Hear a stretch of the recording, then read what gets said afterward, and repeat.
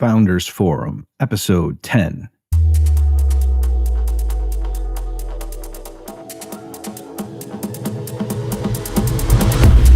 Open your mind to a new episode of the Founders Forum, the podcast championing a free economy, sound assets, and blockchain solutions.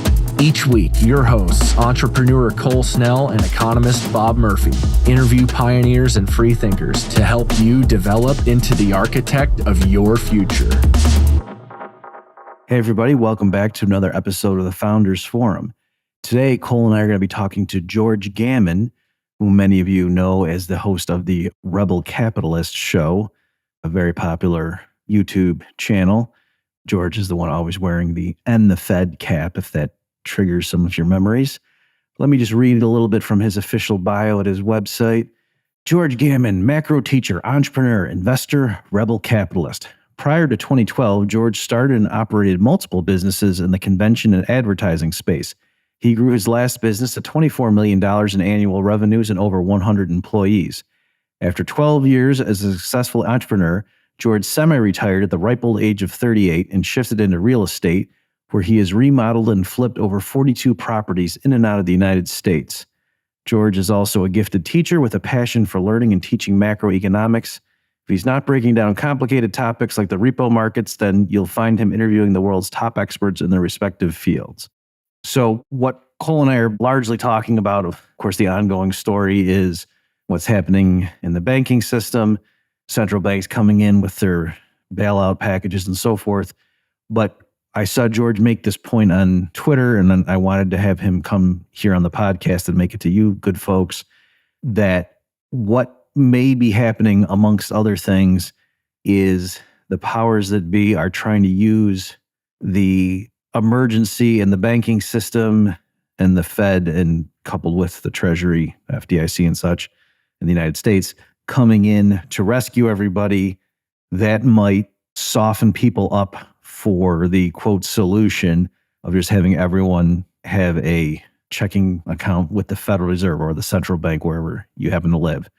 And as George points out, that's basically what a CBDC is, a central bank digital currency. And so I will leave it to our actual conversation to flesh out the details, but that's what's going on in this conversation. That's a main component of it.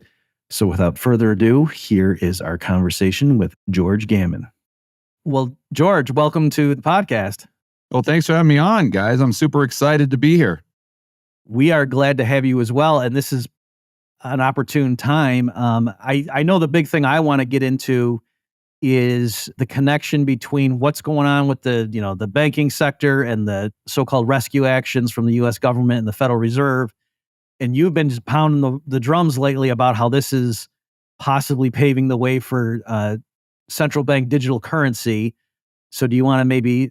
Oh, very good. Very good. For the people listening, just for you guys. Yeah, for the people listening to the audio version, George just tilted his camera and his shirt. It looks like AC/DC, but in the that format, but it's CBDC. So go ahead and tell. First of all, in case some people they're afraid to ask, I hear people. What the heck is that? What's everyone talking about? And then why is what they're doing now, do you think possibly, they're not letting a good crisis go to waste? Well, I think what is a CBDC is actually a very interesting question. And there's a lot of confusion around it.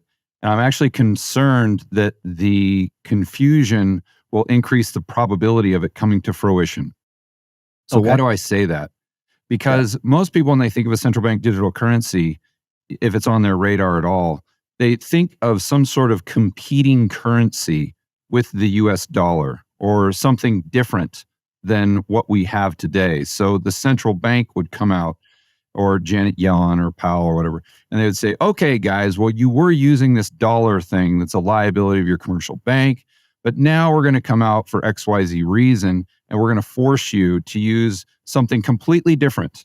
It's called this CBDC. We'll call it Fed coin, but don't you worry. It's going to be super easy. You just download the Fed app on your phone, and you can use your digital wallet to use this other form of currency to start buying Chipotle or gas or paying your rent, what have you. And don't worry, there's going to be this Orwellian component where we're going to take all that information, aggregate it turn it, use AI to turn it into a social score or some sort of carbon credit score. This is the concern. It's definitely a justifiable concern, but people have to understand that a central bank digital currency is not something else. All it is the dollar. So the only thing that changes is your dollars, instead of being a liability of a commercial bank, would be the liability of the Federal Reserve. So we actually already have a CBDC right now. They're called bank reserves. And they are these dollars that are liabilities of the Fed. And they just go back and forth between like JP Morgan and Bank of America or Wells Fargo. So right now, technically, CBDCs are illegal. If you go to the Fed's website, they say that it is illegal for them to do business with individuals in the real economy, with non-bank entities. So I know DeSantis and Ted Cruz, I believe, have come out with these initiatives to make CBDC illegal in their state.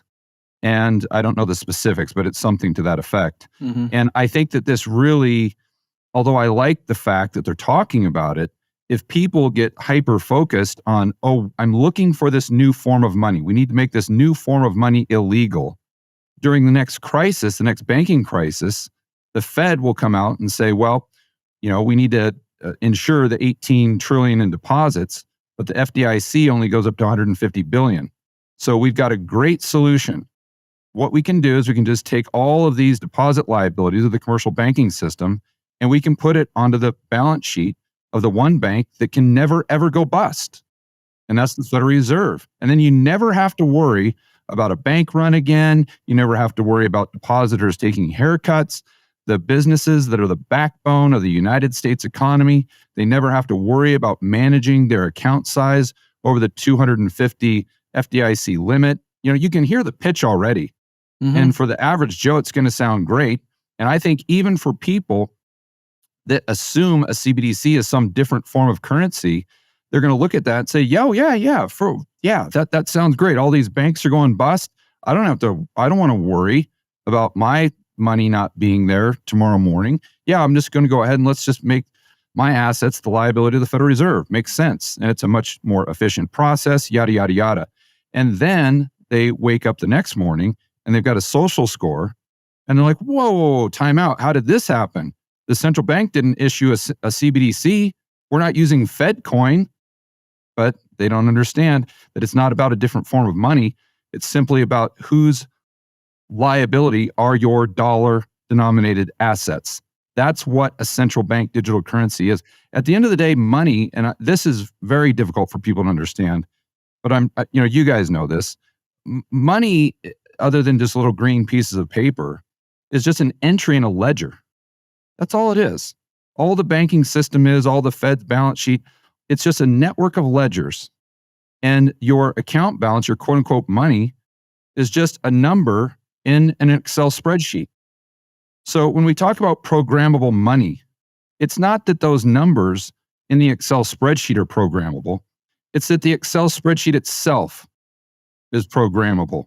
So don't worry about those little numbers changing because they're going to be the same.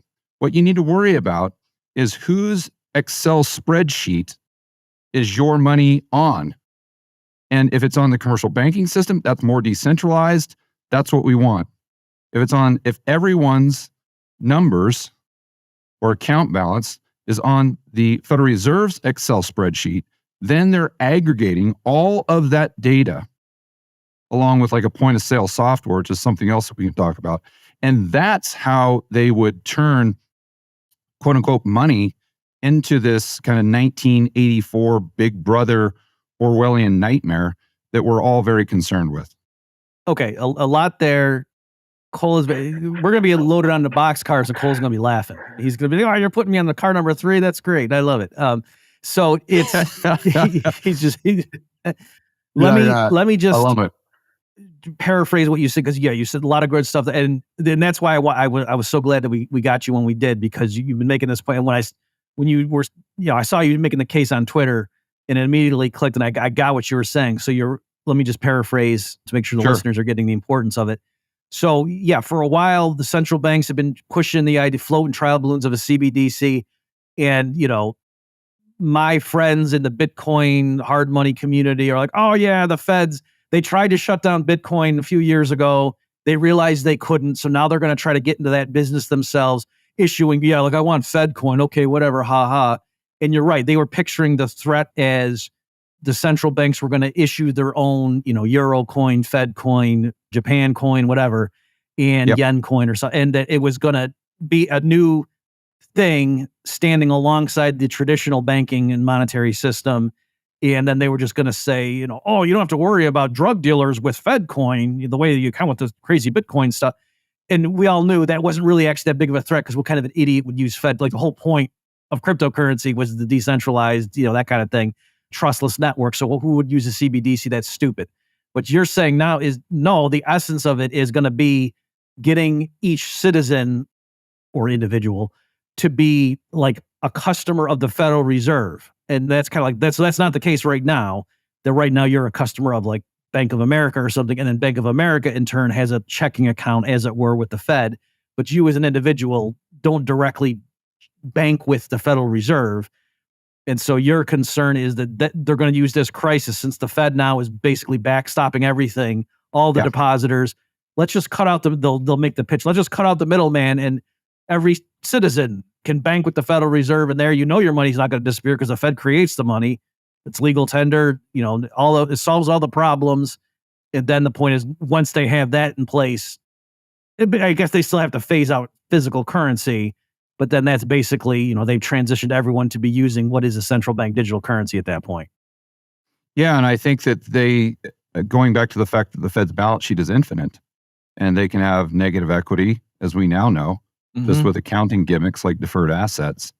They can offer a much higher interest rate. I mean, I think it's going to be very attractive. You'll be able to move money across international borders very, very quickly. It'll have all these benefits that kind of make it a quote unquote no-brainer. But the problem there is the price. The price is going to be your freedom. It's going to be liberty. It's going to be privacy, and maybe even more. And that's what average people don't understand, even people that are adamantly against a central bank digital currency, because they're, again, focusing on some different form of money when they don't understand that a central bank digital currency is nothing other than you having an account with the Fed. It's just really the definition of a central bank digital currency is just the dollar liabilities being on the Fed's balance sheet. That's it. That's it. So when DeSantis comes out, and again, I applaud him for making this part of the conversation, but I'm worried that based on how he's framing it, people will look for this other currency when, in practice, if he really were to ban quote unquote CBDCs in Florida, I think the central planners would just easily come out and say, well, what do you mean, Ron? We're not setting up a CBDC. No. Put down that tinfoil hat, Alex Jones. No, we're just simply moving the liabilities from the commercial bank's balance sheets onto ours. What's the problem here? In fact, if you're going to ban that, well, then you need to ban green pieces of paper called Federal Reserve notes, because those are basically the exact same thing, just not in a digital format. You need to ban bank reserves, Ron. Good luck with that. And everyone will be, oh, okay. Well, in that case, then let's not worry about this. We thought it was a CBDC, but if it's just moving our dollar liabilities to the Fed's balance sheet, well, why should we be scared of that? It's just like Goldman Sachs. It's just like JP Morgan. It's just like all the fat cats. Why wouldn't we want the same privileges that they have when the people don't understand that that is a central bank digital currency? And that's my point. I think when the Fed has been talking about this recently, or the IMF or the ECB, what have you, they're really talking about it on a wholesale level. And I think that, I don't want to get too far into the weeds, but I think initially what they're looking at is replacing the Eurodollar system. Because right now you've got this network outside the United States that is responsible for creating the majority of the dollars that circulate globally. And I think the central banks realize that for them, that's a big problem. And if they have a crack in the system, then they're not going to be able to backstop that. So if they can get rid of all of those correspondent banking relationships to where everything, every transaction, even outside of the United States, can settle instantly on the Fed's balance sheet or between the Fed and another central bank. So if you could imagine, every single entity in the world has a bank account with their local central bank. And then those central banks' ledgers are part of a network. Then if you're wiring money to India, China, whatever, that could just happen instantly. And then those infinite balance sheets could go ahead and extend credit. They could provide liquidity, but there's a difference because right now the global liquidity providers have to worry about a P&L. They have to worry about their balance sheet. They have to worry about negative equity. But if you're a central bank, you don't have to worry about any of those things. So, in their minds, if you kind of put yourself in the position of a central planner, this is financial utopia. Why would we not want this? This is going to make everything better. Of course, they don't think like we do. They don't think in the second and third order effect. They don't think about, well, what happens if someone that has an insatiable lust for power takes advantage of this power over, or basically the whole global economy. That might not end well. But see, they don't even go there. And that's giving them the benefit of the doubt. If you look at Klaus and the World Economic Forum and some of these global elites, I would argue that is part of the actual plan. And like they've done in the past, they're going to never let a good crisis go to waste. And if you look at the yield curve right now, and that's another thing that your viewers might find interesting, because we're at a huge paradigm shift right now where the 2s and the 10s have gone from a steep inversion to actually getting close to being uninverted, if that's a word. And that's when the stuff hits the fan.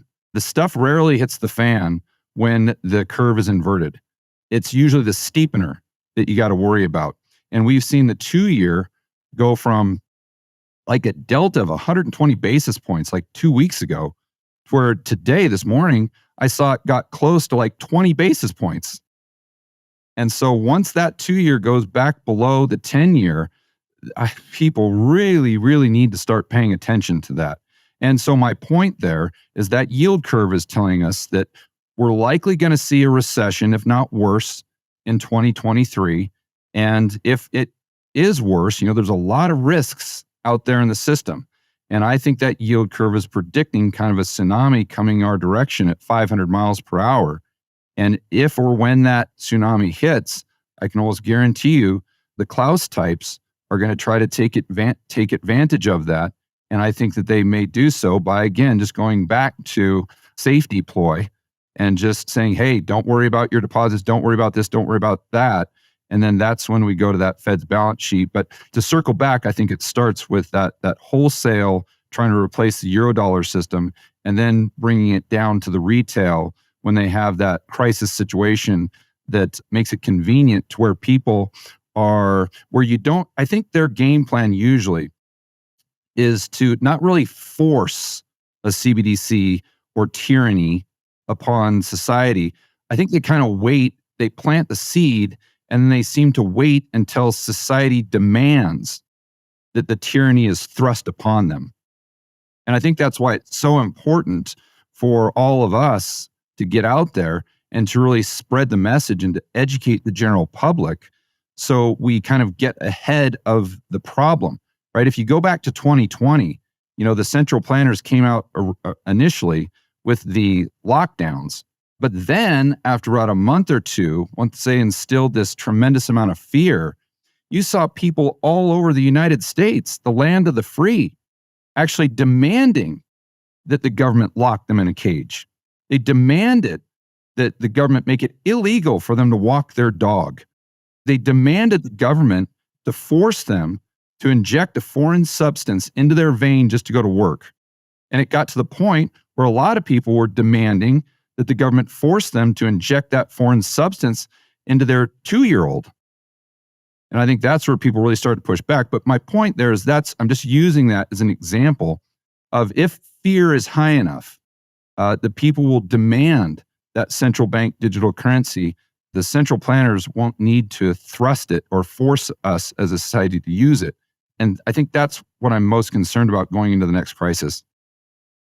Right. So if we're thinking about a listener or a viewer who is just hearing the idea of CBDC or central bank backed digital currency, for the first time, what may come up for them hearing some of that was fantastic, by the way, is a piece about transparency, a piece about information. Use the word power at one point. So we see a lot of businesses now that have signs in front of them, and there's a lot of founders and entrepreneurs that are likely tuning into this, and they have to kind of make a decision. Do I want to be cash or cashless?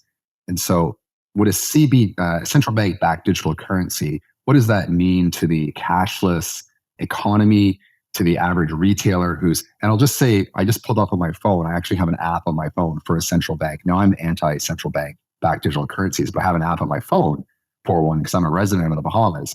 And I wanted to experiment with the Bahamian central bank backed digital currency, which exists today. And you can walk around the Bahamas, you can buy gas, you can buy your groceries with it, you pay your rent with it, and it's called the sand dollar. And the sand dollar has existed now for about 2 years as a CBDC. So, and now here's the juxtaposition though, is the Bahamas going cash? No, the Bahamas loves cash, right? So the Bahamas is torn because they have this. So I guess the question really to say America or Americans or maybe Canadians or Europeans, what does it mean to be transparent? What does it mean to be cashless? Does the CBDC create more tyranny, as you put it, because it's giving the government more control and therefore the end user less liberty? It's a great question. And I'd encourage you to think through the mechanics of how that sand dollar works. Because I think when you do, you'll realize that it's not necessarily a sand dollar. It's the exact same, whatever they called the currency. I don't know if it was the Bahamian dollar, BSD. It's pegged to USD. But yeah, I so love where what you're you'll going find with is this. it's the only difference is the name. Yeah. And maybe it's a liability of the Totally. central bank there, which is what I would assume. But I haven't researched that. But that's right. And so the question is, is it held on a blockchain? And then, or is it used as a marketing solution to say, hey, your government regulated but crypto. think about I know you all blockchain wanted is. it. What is a blockchain? Here it is. It's a ledger. It's a ledger. Right, distributed ledger. So all the Fed's balance sheet all banks is a network of ledgers. That's it. So saying that it's on the blockchain, well, okay, that's like saying it's on the ledger. Well, who controls the ledger? And if that's the government or the Fed, then it's the exact same thing. It's just we're just talking about semantics, right? But going further into your question, there are a lot of benefits to having the liabilities on the central bank's balance sheet, i.e. CBDC. It is definitely more efficient. It is just transferring money, cross-border payments. You can go down the list. The problem is the price we have to pay, right? And so when most people think of this Fed coin, they look at it from a standpoint of this Orwellian dystopia, right? Where the government knows every single transaction you make, and then they use that to give you a specific score. So the next time that you go to get a mortgage, you're not getting that mortgage based on merit. You're not getting that mortgage based on how easily you can pay back the loan. You're getting it based on whatever criteria they choose. If you're a white Christian male, you're probably going to pay a higher interest rate. Let me ask a question. Right. So let me ask a question specific to that. So you called it social score earlier. So they would be able to see if you're going to the liquor store a lot, say, and I mean, maybe is this what you're talking about to make it very real world? So say if you're going to the liquor store a lot and you're using your CBDC, your Fed coin to purchase your Jack Daniels, and you're there buying a gallon 2 or 3 times a week, then you go to apply for a mortgage and the bank would be able to see, oh, this Jack Daniels would have a negative impact on your social score. So the bank may be able to see the Jack Daniels consumption, but they definitely can see the social score, and it gives them the right not to give you a mortgage potentially. Is that a rough kind of use you're getting case real for what warm. you're describing? But what I would do is I would make it even more granular. Yeah. Because right now, let's say you bank with Wells Fargo, they already have that information. They have the information of the vendor and they have the transaction amount. So you can just look at your bank statement and let's say you go to Chipotle tonight for dinner. you can just go right home, you pull up Wells Fargo, you see Chipotle, $50 or whatever. But they're going to need more to take this to its ultimate extreme. They're going to need more granular data, right? So it's not just, did you spend $50 at Chipotle? It's, did you get a tofu burrito or did you get a steak burrito? Because if you got a steak burrito, well, that's bad, because that's bad for the environment. So that's going to reduce your monthly carbon allocation, right? And also too, I think Bob can appreciate this. I think the way they'll pitch it, Bob, is ironically enough through Milton Friedman.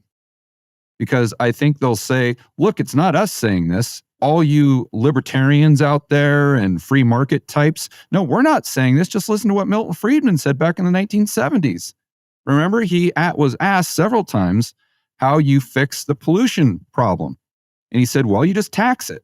Mm-hmm. So we're doing the exact same thing. If you want to go out and buy beef, we know that that is detrimental to the environment. Therefore, why should we not tax you? Milton Friedman said to do so. So all you free market types can go ahead and pound sand.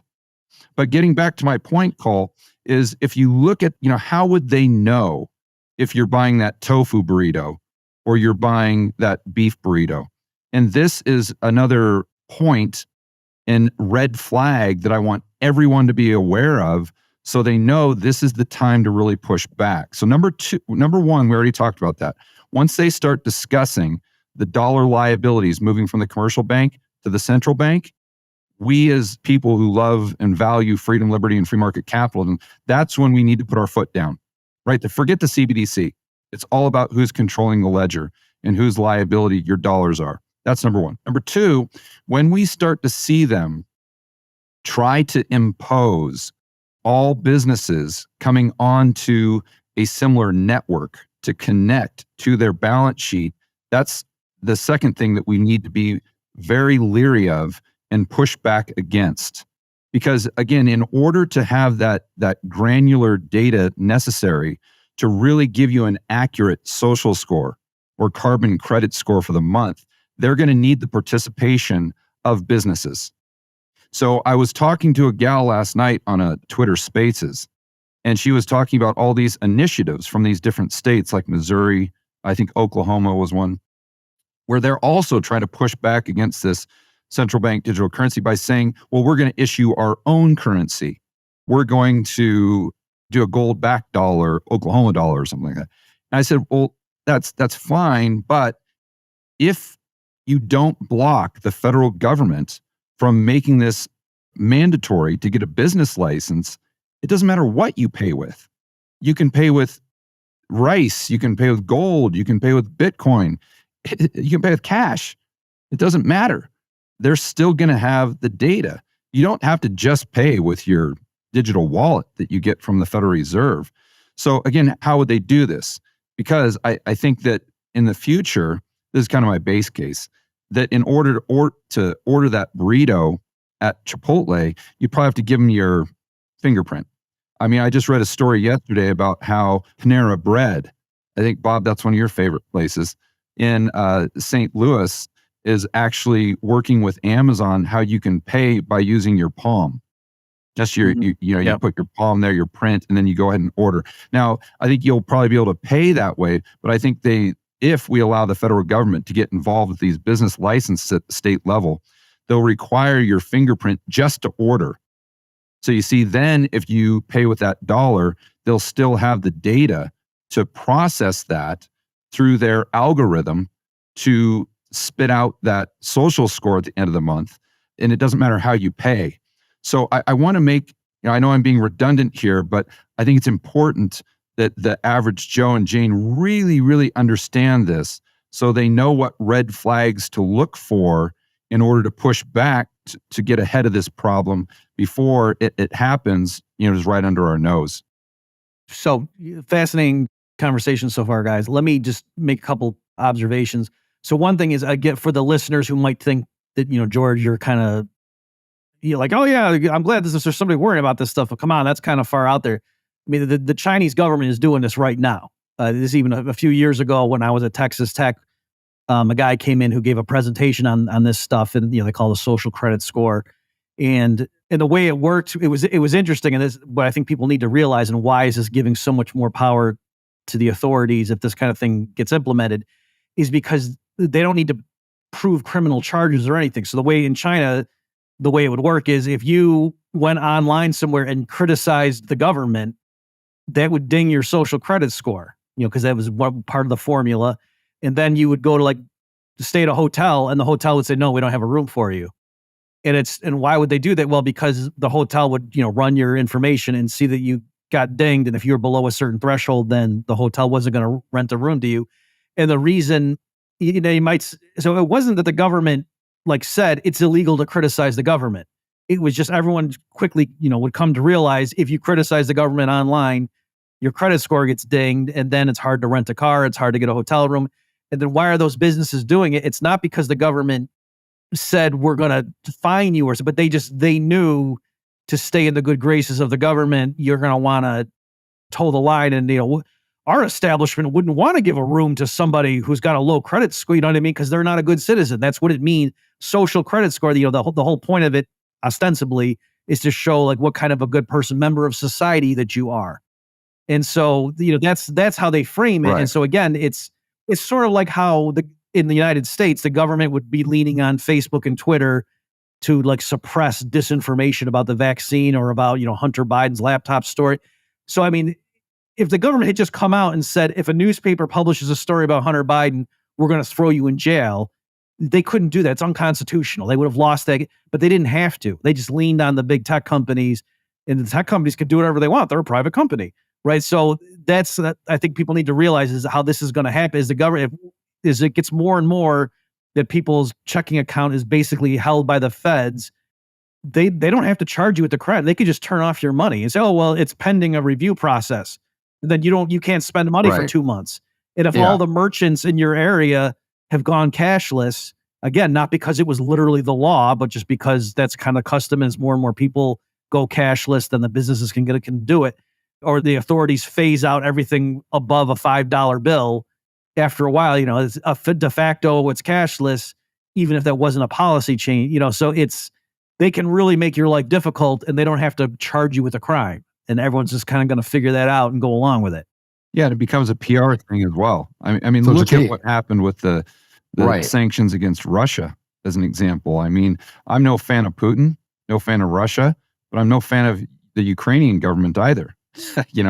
And remember when Putin first invaded, I mean, you had the opera in New York banning all the Russian singers that hadn't been to Russia in 30 years. I mean, it was complete and utter hysteria. And they made the same argument back then, Bob, the exact same argument. Well, we've got to do something. So if we have to, we're just going to penalize these people that have nothing to do with Russia right now, other than just some random piece of sand where they were born. And we're going to do that to send a message. And this is our moral duty to do so. And it's the same thing during COVID, right? And all this misinformation and disinformation. I heard it nonstop on Twitter where the people would say, oh, hey, look, no. We're not making free speech illegal. Free speech is still legal, but there might be consequences to your free speech. And it might come with a price. And you could see the exact same thing with that social score that, hey, you can still say whatever you want, but there may be consequences. And I don't know, how it would play out. It would depend on just kind of how the social winds were blowing and what the most recent virtue signaling thing was. But I think it'll definitely be used to give people to issue credit, and more specifically an interest rate. Yeah. And I think that's one of the main prices you'll have to pay, that you might not get approved for that mortgage as easily. You'll be hired or fired potentially based on your credit score, where again, the government will say, hey, we're not doing this. No, your business saw your terrible social score because you eat too much beef and you use too much diesel. They know that you're a horrible human being that doesn't care about the environment. So why would they want to hire you? And that's how it plays out. You brought up George, you brought up the beef thing a couple times, and I want to make a quick comment on that because I actually have an interesting anecdote talking about getting granular on information. But Bob, you said something really interesting. And 2 days ago, I was watching Xiaozi Chu, the CEO of Twitter, being crucified by Congress. Oh, TikTok. And so let's bring this forward. Excuse me, I said Twitter. Excuse me, no, TikTok. Excuse me, the CEO of TikTok being leveled by Congress. I mean, this is happening real time. I mean, this is the Chinese doing what they're doing in China to America and the rest of the world. I mean, the data collection algorithms are just so obvious. And I don't know if you watch. I encourage anyone listening to this to go and watch on YouTube this CEO, literally, well, the holdco, the Chinese holdco is called BitDance or ByteDance, I think. And watching the CEO dance around the questions that Congress were asking them, like forcing him, yes, no, yes, no. He couldn't answer a yes, no question of his life to me. He didn't want to impeach himself, obviously, or put himself in an awkward situation. But I mean, this is literally happening, real time. And this data collection and the social score is being tallied in America already, and Canada and Europe through And to TikTok be clear, by the Chinese. So I don't think the big concern should be the central planners forcing this upon us, as crazy as that may sound. My biggest concern is that people demand it. And they no, demand no, TikTok. they demand the safety and freedom and efficiency of a central bank digital currency, just based on the crisis, right? I mean, you can imagine if right. exactly, Like the COVID exactly. And you crisis can you're imagine talking that about. if in the next 6 Right. months, Yeah. if we have multiple Silicon Valley banks, and that's not a prediction, maybe we will, maybe we won't, but let's just say that we do, to the point where the FDIC can no longer get involved, because let's remember, the FDIC's got 150 billion, but we've got like 18 trillion in deposits roughly right now. So there's no way they could backstop all of that. And so we've got a choice. The central planners come out and say, well, Americans, you can either take a 50% haircut on all your deposits, or you can just go ahead and move that liability to the Fed's balance sheet by downloading the app. And if you do that, then the Federal Reserve will actually pay you the exact same thing that they pay on IOR. Meaning that right now you're getting, let's say, 25 basis points in your checking account.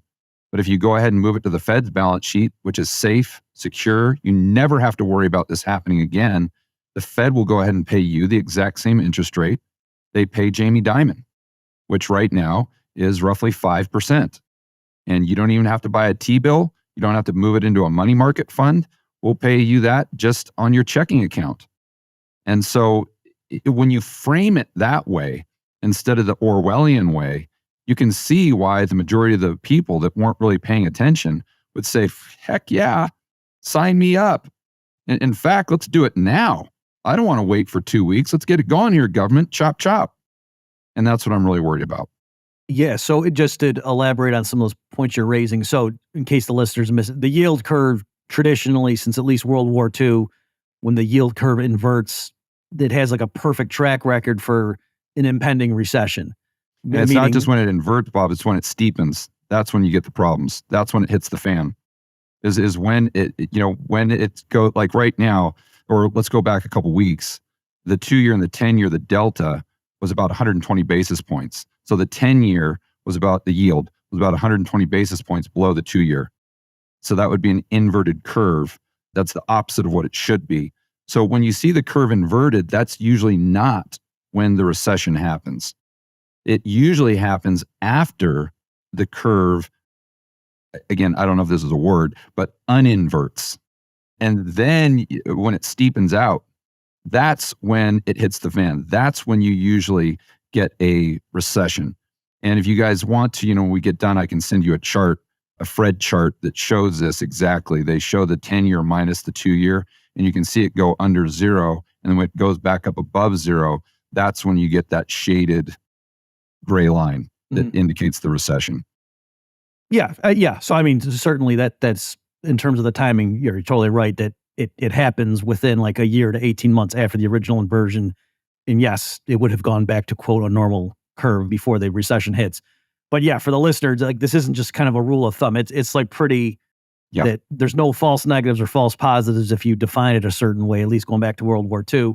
And also, it's consistent with Austrian business cycle theory. I've done some work on that. Like to say, it kind of makes sense that in the Austrian story, the Fed comes in, they pump in a bunch of artificial credit, push interest rates to artificially low levels.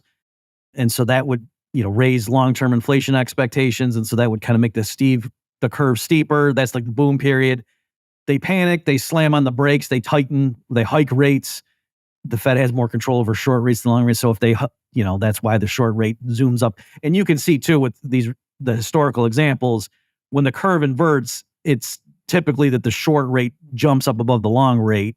So that's to kind of show that that's what's going on. And that, Paul Krugman's story that we won't go down that tangent is actually opposite. Like he said, it's just everybody forecasts a recession, so they think long rates are going to go down.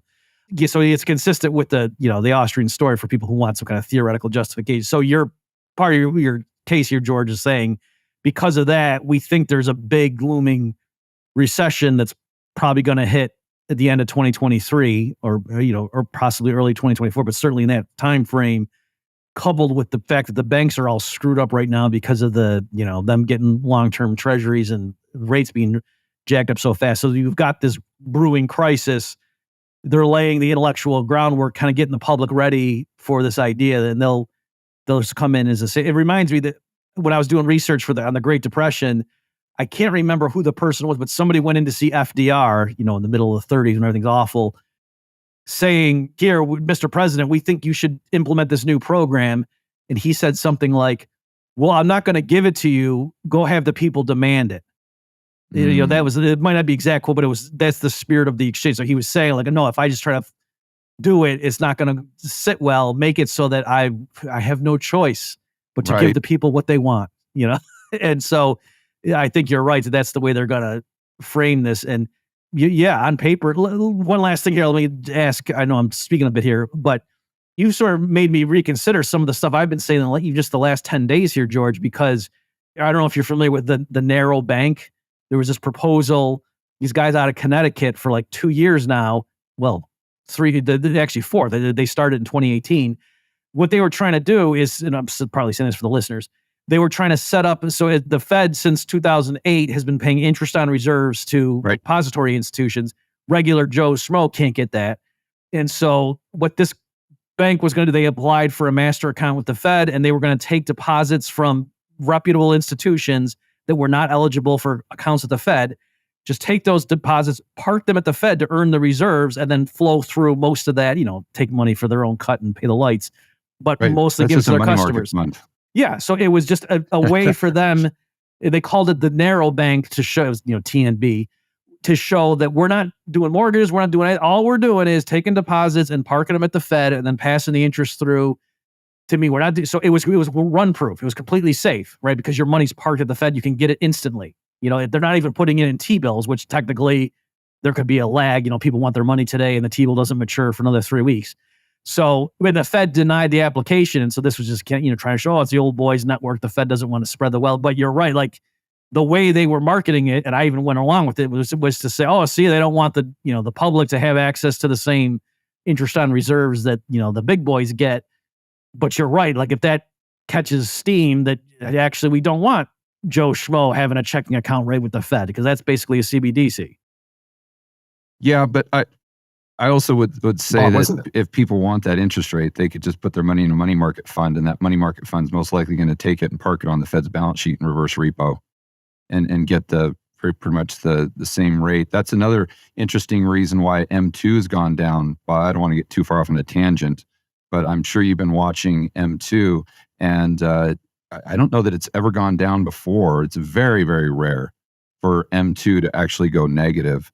And I think one of the big reasons is because of IOR and because of quantitative easing, and it's creating kind of this unprecedented distortion in the economy where the banks aren't having to compete for deposits. So that delta between what you get on a checking account and IOR is so extreme that people are taking it out of their savings account, putting it into T-bills or putting it into money market funds. And that's one of the reasons why a lot of these banks are having problems with their deposits. Another metric that I would point out to the viewers that you guys may find interesting, along with this inverted yield curve, that's not the only problem. That's not the only storm cloud on the horizon. Look at the discount window. And I don't know if you want to explain that, Bob, or you'd like me to, but the discount window, as far as utilization, at the peak of the GFC was about 115 billion. And just last week, it got up to right around 160 billion. That is a serious red flag. And then you look at the rate on the 1 month treasury, and you see that that's like 75 basis points under reverse repo. And you say, my gosh, how can that possibly be? Why would any financial institution agree to take 75 fewer basis points by lending their money to the government than by just parking it on the Fed's balance sheet? And then that gets into the collateral, and that gets to shoring up the bank's balance sheets. And why would they do that? Because that collateral multiplier is decreasing because there's so much counterparty risk within the global monetary system. So I don't know if you want to talk about that, but especially that discount window, but the Fed setting up swap lines or modifying the swap lines that already exist. That's another big red flag in the banking system.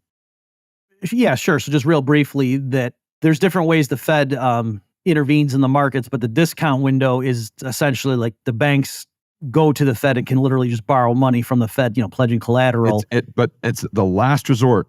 Yeah. Because there's such a massive stigma with that. The banks know that they are persona non grata once they go to that discount window. And even if they do get a bailout, if you want to look at it that way, go back into the market and see how fast you can borrow in repo. Good luck with that.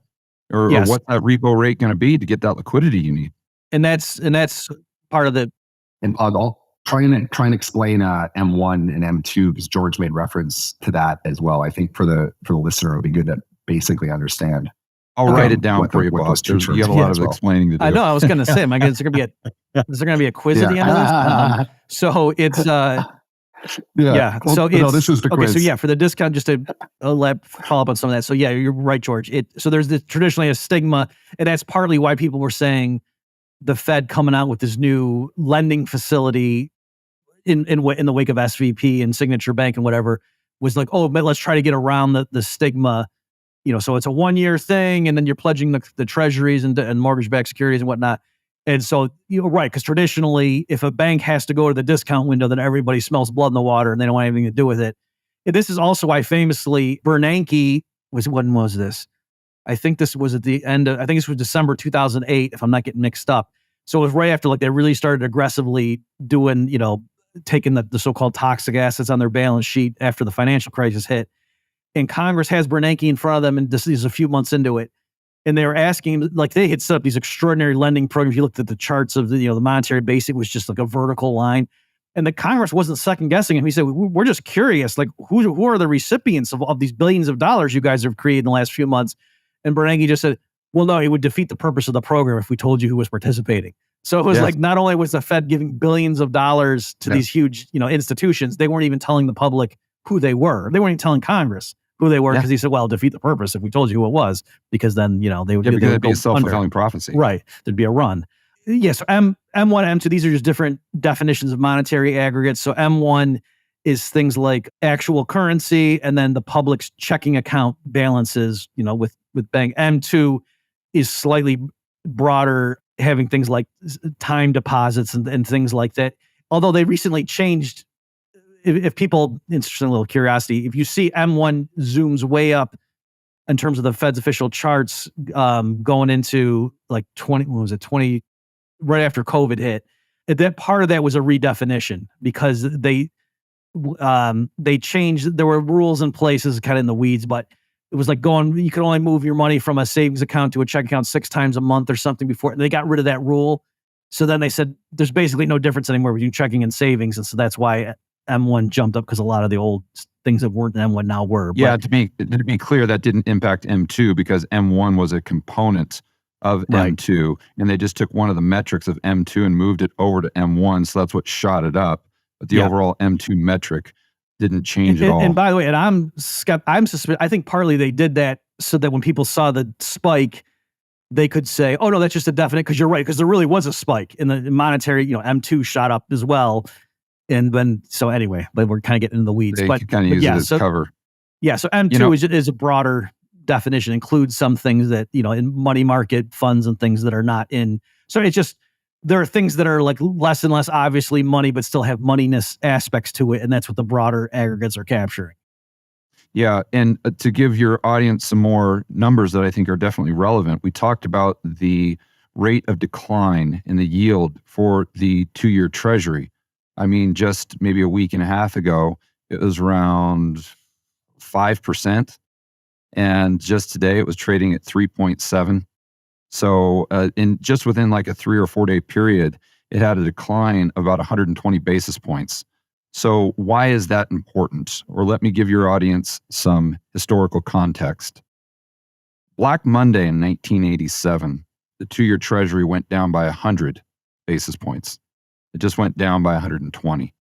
9/11, September 9/11, the terrorist attacks, the 2-year treasury went down by 63 basis points. So just last week or the week prior, it went down twice as much as it did during 9/11.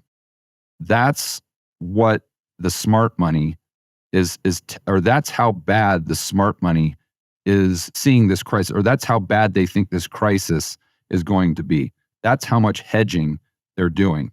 They're buying as many of those 2-year treasuries as they possibly can, because they see those storm clouds. And I guess my point there, maybe I could say a little bit better, is the storm clouds they see are twice as bad as 9/11, and they're even worse than Black Monday 1987. So you guys have made reference a lot, and George, you've referenced a lot to treasury rates. For the listener, why are treasuries such an important measurement of what's going on? Well, versus other because things? of the historical accuracy, I think would be first and foremost. But then when you get into the weeds, the historical accuracy makes a lot of sense behind the mechanics of who's buying and why. Right. So I think the majority, and I got to give a big hat tip to our mutual friend Jeff Snyder here, because I've learned most of kind of the hedging component from his content and my private conversations with him over the years. But going back to that 2-year treasury, why did that go down? Because that's the smart money in the market. These big financial institutions, the banks and the hedge funds, the pension funds, the sovereign wealth funds, that's them using all of the data they have at their disposal and saying, okay, the stuff is going to hit the fan quickly here, and we believe the Fed is going to drop rates. So number one, we're going to buy that 2-year to possibly have a capital gain, but even more importantly, to hedge the long position that we have in our portfolio. So let's say they're long the S&P 500. If you went out there and you thought there was going to be a significant crisis, what you would want to do is you would want to buy 2-year treasuries as an example, because if your long portfolio goes down, most likely you'll have a gain to offset that with those treasuries that you have as a hedge in that portfolio. And so I think that's one reason. Another reason is just now it's retail not having access to a decent rate of interest compared to what they can get on T-bills or treasuries. I think that also has a lot to do with it. But historically, why it's been such a powerful indicator is basically because that's smart money buying the long end of the curve, because they see those storm clouds on the horizon and they're buying that to really hedge their bets. And they're usually right. Guys, I think we just broke the brains of our listeners in the best. So what I would say to anyone watching this, if you got this far and you're still with us, Google as many terms that you may or may not understand. And again, we're kind of flushing out our audience still a little bit. I think, where are we into this, Bob, now? Are we in episode 9 or 10 or so? And we're still flushing out our audience. I mean, the show is called The Founders Forum. Is it important for founders to know this stuff? It's vitally important. I mean, it's vitally important to find the discomfort in, let's just call it, financial literacy and wherewithal. So on behalf, George, of my co-host, Dr. Murphy, I want to thank you wholeheartedly for being here and inspiring me to go and learn more. And Bob, thanks for translating a lot of what George was saying, because I was keeping up. I don't know if the listeners were. I was barely keeping up because I get to spend a lot of time with Bob. So, George, thanks so much. And we appreciate your time. And, you've got a huge following. You're doing great work out there, and keep it up. Well, thank you very much. I've always been a huge fan of Bob. So it's really an honor to come on the podcast. Congratulations on starting it. And I can't wait to subscribe.